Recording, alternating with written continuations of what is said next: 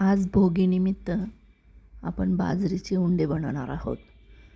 बाजरीच्या पिठात थोडंसं मीठ घालून 2 भाकरीच्या पिठाची 1 भाकरी बनवून घ्यायची आहे आपण आणि ती तव्यावर मंद आचेवर भाजून घ्यायची दोन्ही बाजूनी.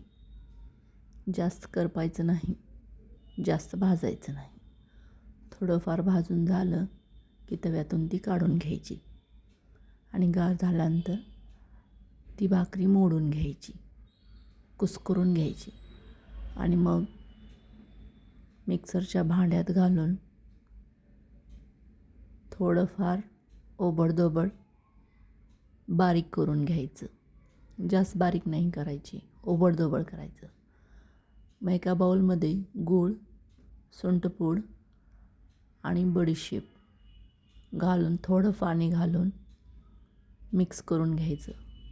गूळ विरघळेपर्यंत ते तसंच हलवायचं. पाण्यामध्ये गूळ पूर्ण विरघळला की मग त्यामध्ये बाजरीचं बारीक करून घेतलेलं ते पीठ घालायचं आणि छानसं मळून घ्यायचं. छोटे छोटे उंडे बनवून त्यामध्ये होल पाडायचे. एका भाकरीमध्ये जवळजवळ 4 ते 5 उंडे होतात.